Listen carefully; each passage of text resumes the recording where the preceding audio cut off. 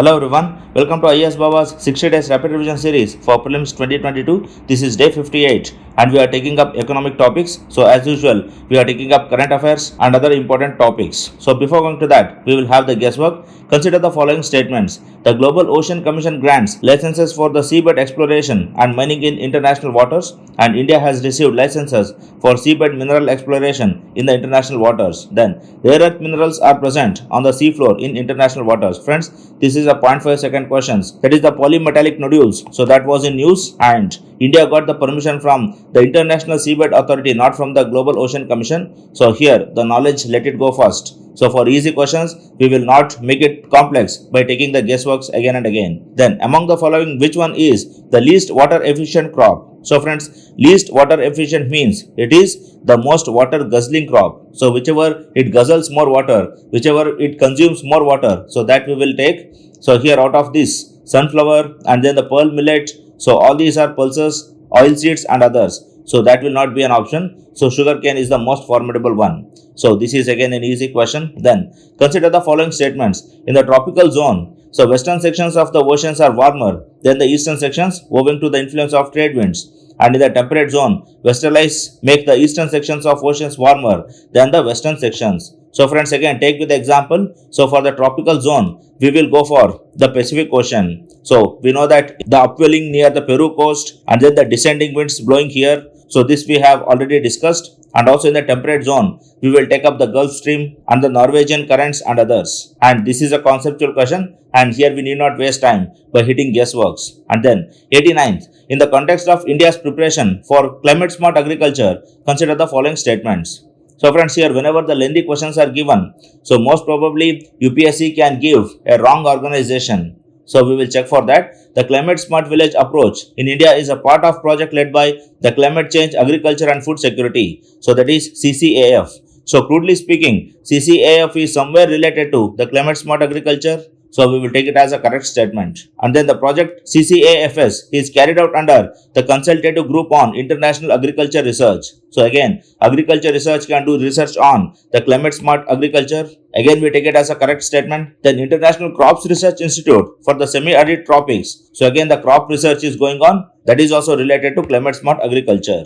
So by taking all these, so D will be the most formidable option. So friends, by seeing the question itself, we can understand that it is humanly impossible to search for all these and to by heart all these. So maximum we can do is relate these organizations to the given topics, and if they are applicable, so go ahead and take the statement as the correct ones. And here I have brought the screenshot of all those organizations. You can see the ICAR, then CGIAR, then CCAFS, then NICRA and all these. So this paragraph, it will briefly describe the question. Then, leaf litter decomposes faster than in any other biome, and as a result, soil surface is often almost bare. And apart from trees, vegetation is largely composed of plant forms that reach up into the canopy vicariously. So friends, canopy means this word is only present in the tropical forests in your NCRTs. So that is why there is no prize for guessing. We will go with the tropical rainforests. So friends, these questions of geography were relatively easy. But the thing is that these set of questions we are getting in the last part of our examination. So that means initially if you spend more time in attempting those history questions, then you will not be having sufficient time to attempt these questions. So be prudent whenever you encounter difficult questions at the very beginning. So time management is very crucial both in the civil service exam and also as a civil servant. Then coming to topics, the National Urban Digital Mission. So the Ministry of Housing and Urban Affairs along with the MITI, that is Ministry of Electronics and Information Technology, has launched the National Urban Digital Mission. So this NUDM aims to build the shared digital infrastructure for urban India and to provide holistic support to across the three pillars of people, processes and platforms. So like people and the administrative policies and procedures and the platforms in which the policies are being framed. So all these are being integrated by this urban digital mission, and it will institutionalize a citizen-centric and ecosystem-driven approach to urban governance across all cities and towns in India by 2024. So now it is like all the infrastructure projects, then the planning and the database. So all will be integrated and all cities will be integrated by 2024. And other objectives of NUDM to catalyze an urban national open digital ecosystem, that is the UNODE, to build a new platform solution and innovations, and to establish registries at appropriate levels to create single source of data in the respect of urban assets, then service delivery and urban data and actors. So it is like in every stage, if you have a digital node, so that will store data properly. So overall, this is a digital program wherein the infrastructure planning and procedures will be planned in the digital mode, and also the cities can share one's planning with others. Then come to next, the India Urban Data Exchange. So very similar to earlier one. So IUDX is a research product under Smart Cities Mission. It is being implemented by the Ministry of Housing and Urban Affairs in collaboration with IISc Bengaluru. And the IUDX setup for smart cities would be expanded eventually, leading to a marketplace. And IUDX will be an open source software platform for cities, industry and researchers to share smart city data with each other, and that could be monetized in future. So monetized means, friends, here by sharing data to others, might be for companies, infrastructure developers and others, we can make money out of it, or we can fetch revenue. Then it is similar to UPI for bank accounts and digital payments. So how UPI is a platform for the digital payment, so the same way this data exchange, it will be a platform for the infrastructure data exchange, and it will facilitate secure, authenticated and managed exchange of data amongst various data platforms. So earlier is the digital mission and this is only the data exchange. So mind you, earlier the administration, planning, procedures all will be there. Here only the data will be there. And then come to next, the smart code platform. So smart code platform was recently launched by the Ministry of Housing and Urban Affairs. So again the same. So friends, Smart Code is a platform that enables all ecosystem stakeholders to contribute to a repository of open source code for various solutions and applications for urban governance. So friends, in urban governance, so we require various softwares. Say for example, water billing, then electricity billing, or maybe collecting the house rents. So all these. So for all these different codes will be there.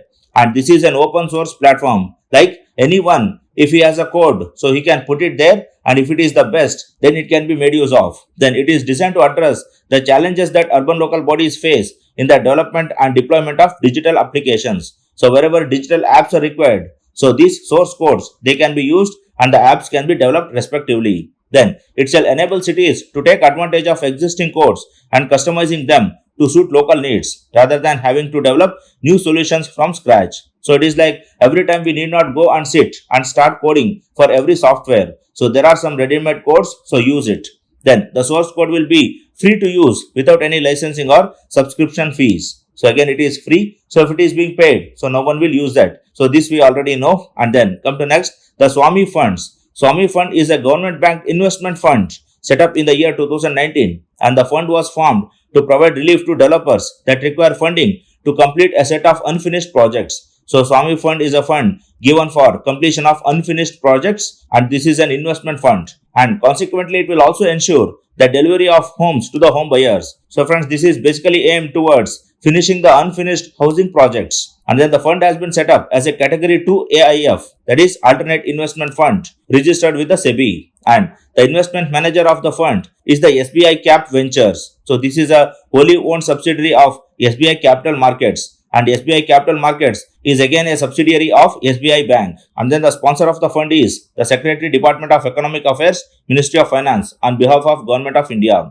So mark this is the fund given for the unfinished projects, and mainly it is used in the housing projects, and it is registered by SEBI, and it is administered by SBI, and it is set up as alternate investment fund. Then come to next, the funding shall be provided for the projects that meet the following criteria. That is the projects stalled for lack of adequate funds, and the projects which are at affordable and middle income categories. Then the net worth positive projects including the NPAs, and the projects undergoing NCLT proceedings. So those projects which have hit due to the non-performing assets or whose case is running under the National Company Law Tribunal. Then the RaRe registered assets, so Real Estate Regulatory Authority, whichever assets it has registered, so they also can avail SWAMIH funds. Then priority for the projects very close to completion. So but obvious, those which are about to complete, we will finish them first. Then the stable coins. So United States is considering conducting a formal investigation into whether Tether and other stable coins pose a risk to financial stability.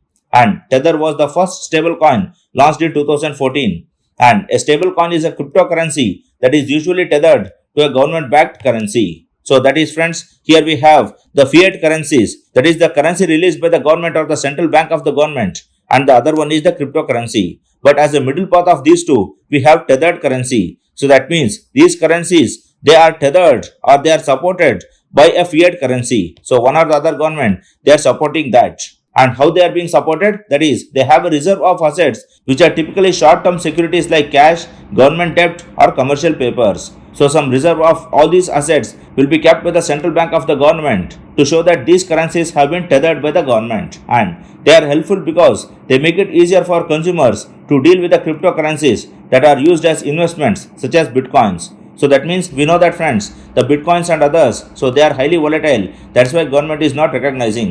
And the investors will always be having a fear that if I use cryptocurrency, what if the government bans it? But when we are using the tethered currency, we will be having a guarantee that when the government itself is supporting, then there is no one who can question. And they serve as a link between the old world money and the new world cryptocurrencies. So again, the intermediaries are the best ones. Then come to next, the supply shock inflation. So friends, supply shock inflation occurs whenever there is a shortage of supply. And friends, best example is the crude oil. So currently we have the shortage of supply of crude oil, and hence the price of crude oil is being increasing. And this is sometimes linked to as the cost push inflation. But however, cost push inflation is like whenever the cost of production is increased, so that triggers a cost push inflation. So sometimes, friends, due to increase in cost of production, so the supply might decrease, and that itself will become the supply shock inflation. And then we have the demand pull inflation. So this is caused by increase in the aggregate demand. So that means if the people or the government have more money, so they will be having more instincts to buy, and the demand increases, and that leads to the demand pull inflation. So remember the cost push inflation and the supply shock inflation, and then the demand pull inflation. One more is the built-in inflation. So this is induced by adaptive expectation and is often linked to the price or the wage spiral. So friends, we don't understand unless we take an example. So here this involves workers trying to keep their wages up with the prices above the rates of inflation, and the firms, they are passing these high labor costs on their customers as high prices, leading to vicious cycle. So it is like the laborers, they demand high wages, and these high wages, so that will lead to the increase in the price of the goods. And now due to increase in the price of goods, the laborers, they will further demand a hike in their wages. So the vicious cycle will be triggered. That is called the built-in inflation. Then come to next, the command economy. So a simple concept, friends. A command economy is a key aspect of the political system in which a central government authority dictates the level of production that are permissible and the prices that may be charged for the goods and services. So basically it is like in the command economy, government decides what should be produced, when to be produced, and to what price it should be sold. And in this economy, most industries are publicly owned. So only when I have more PSUs, I can go for a command economy. And the proponents of command economies argue government control. So rather than private enterprise, government control will be more prudent. And the main alternative to a command economy is a free market system in which the demand dictates production and prices. So that means here it is like we are not going for the supply and demand economy, but for the government dictated economy. And the command economy is mostly related to the communist political system, and the demand economy is mostly to the capitalist society. So basic ones, but if UPSC asks something on command economy, so make sure that you will not make a silly mistake. Then the India Industrial Land Bank. So friends, this IILP is a JIS based portal with all industrial and infrastructure related information such as connectivity, then infrastructure, then national resources, then terrain, etc. So friends, it is a portal, it is not a bank per se. So we say that data bank, so that is more prudent here,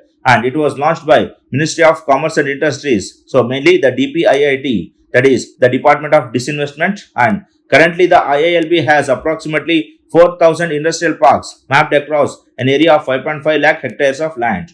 And the system has been integrated with the industry-based GIS system of 17 states to have details on the portal updated on real-time basis. So already 17 states, they have taken part in this, and this will achieve pan-India integration by December 2021. So friends, this is a portal. So friends, in this class, we have studied much about this infrastructure portals. So first we had the NUDM. So this was including the whole administrative process and planning. And then we have IUDX, which was just a data exchange. And we have the Industrial Land Bank. So this is only Industrial Data Bank. So remember the difference between the three. Then come to next, the NPCI Tokenization System. So National Payment Corporation of India has announced the launch of NPCI Tokenization Systems, and this NTS will support the tokenization of RuPay cards as an alternative to storing card details with merchants. Friends, we know that the tokenization of Aadhaar has also come. So that means if Aadhaar has some 12 data So this token will not be having 12 data, it will be having a token number. So that whenever we use the Aadhaar card, whenever we give Aadhaar card for various services, so not all will get all the informations. Say for example, go with the RuPay cards. So whenever we swipe this card, so all our information can be transferred to all the swiping machines. So instead of that, I will be using a token. So only the token number will be transformed and my details will be kept intact. And it is a foolproof transparent system that not only ensures the safety of consumer sensitive information, but also helps in reducing friction in the payment processes by providing faster checkout experiences. So friends, the token will be having only one data and it is easy to check out there, and also the safety of privacy of the customers. And then with the NTS, acquiring banks, then aggregators, merchants and others will be able to get themselves certified with the NPCI. So if all these get certified, so they can make use of the tokens that are being generated by the NPCI NTS system. So as many stakeholders in so much areas, we can use this tokenization system. Then come to next, Kannyakumari Clove and Alibaug white onion. So first one, the Kannyakumari Clove. The spices growers of Kanyakumari have obtained the geographical indication tag for the clove being grown in the hilly regions of the district, and the climate in the hilly regions of Kanyakumari is ideal for the clove cultivation. And this region benefits from both the southwest and the northeast monsoon. So that's why in most of the months it will be raining and hence it is suitable for clove cultivation. And also the sea mist comes in and works up the moisture needed for the crop. And also the black soil here is rich in organic nutrients and is also suitable for the clove cultivation. And this makes the cloves grown in the region unique. And then the clove buds from Kanyakumari is preferred for the presence of higher volatile oils. So remember about Kanyakumari clove, friends, and also the specifications. Then the Alibaug white onion was given the geographical indication tag for its unique sweet taste and no tears factor. So that means if you cut this onion, tears won't come, and also for medicinal properties. And the soil of Alibaug Taluka has low sulfur content and it boosts immunity, helps in insomnia, blood cleaning and blood pressure and heat related ailments. So in all these, it has a medicinal property. Then local farmers have preserved the seed for over 2 centuries, and the onion is also mentioned in the government gazette published in 1883. So again, just remember about Alibaug onion and also the place and also the uses of it. Then come to next, Judima. Judima, the wine brewed by Dimasa community in Assam, has been awarded geographical indication tag. So remember the Dimasa community and also the Judima wine. And this wine made from rice and a certain herb is the first beverage from the northeast to earn this geographical indication tag. And Judima is intrinsic to the social and cultural life of Dimasas. Then the GI tag for the drink came 14 years after the ginger of adjoining Karbi Anglong district received the geographical indication tag. So after Karbi Anglong received the GI for the ginger after 14 years, so Judima is receiving now. And Manipur saw 2 of its indigenous products get the GI tag, that is the Tamenglong orange and the Hatay chili. So remember Tamenglong orange, Hatay chili, then the ginger of Karbi Anglong and Judima of Dimasa community. Then come to next, the National Gender Index. So Niti Aayog is in the process of developing a National Gender Index to measure the process and identify the persisting gaps in the gender equality. And the index will serve as a tool to map the progress of states and union territories. And the index will be aligned for the sustainable developmental goals. So friends, remember about the National Gender Index and the Niti Aayog, which is coming up with that and which is aligned to the sustainable developmental goals. And also take a brief look at the Gender Gap Report, the Global Gender Gap Report 2021. And this report is always published by the World Economic Forum. So these are some of the facts. Then come to next, Adavi Brand. So the minor forest produce collected by the tribal people of the Nilambur, including wild honey, will now be known as the brand Adavi. So friends, in South India, Adavi means it is forest. So brand Adavi means brand forest it is. So we know about Nilambur, teak, etc. Then the Janashikshan Sansthan and the NABARD. So they jointly launched Adavi Brand at a tribal festival in Nilambur. And Adavi Brand was a part of Gotramrut project implemented by the same Janashiksha Sansthan and the NABARD. And apart from this, pure wild honey and wild asparagus or the shatavari and different pickles of gooseberries and the tender mangoes will be promoted under the Adavi Brand in the first phase. So friends, we need not remember all those products which are declared. So for us, the Adavi Brand and the organizations which have created that brand, and it is a part of Gotramrut project. So that is more than sufficient. Then the adjusted gross revenue. So this AGR is the usage and license fee that telecom operators are charged with the Department of Telecommunication. So remember, this AGR is the usage and license fee. And friends, this AGR was in news and it was a bit controversial, and the contention is on the particulars considered to calculate the amount payable. So what all you will include in calculating this AGR was the contention between the government and the telecom service providers. So now a brief history about this. The telecom sector was liberalized under the National Telecom Policy 1994, and after which the licenses were issued to companies in return for a fixed license fee. So that means as per the policy, the telecom service providers have to pay a fixed license fee, and to provide relief from the steep fixed license fee, the government in 1999 gave an option to the licensees to migrate to the revenue sharing fee model. So that means the government said to the telecom service providers that you need not pay me in the beginning, so whatever revenue you get in the end, so you give me the license fee as a part of that revenue. So throughout the year, if I earn 1 crore, so 20 lakh I am giving it, and this is the AGR. This is the licensing fee, and we can also say this is the revenue sharing. And under this revenue sharing policy, mobile telephone operators were required to share their percentage of revenue with the government as annual license fee and the spectrum usage charges. And the license agreements between the Department of Telecom and the service providers, so that will be giving the details of how the revenue sharing should happen. And the license fees and the spectrum usage charges were set up at 8% and 3 to 5% respectively. So friends, these are some of the facts regarding the AGR. So last year or before, it was in news because the government has asked huge amount of money as AGR, and then the Supreme Court intervened and government made it less thereafter. So in that perspective, what is AGR? Remember. And then the Central Board of Indirect Taxes and Customs. So this CBIC is the nodal national agency responsible for administering customs, GST, central excise, service tax and narcotics in India. So remember the taxes it will deal with. And the Customs and Central Excise Department was established in the year 1855 by then British Governor General of India. So friends, remember the date, it is too old. Then currently the Customs and Central Excise or GST Department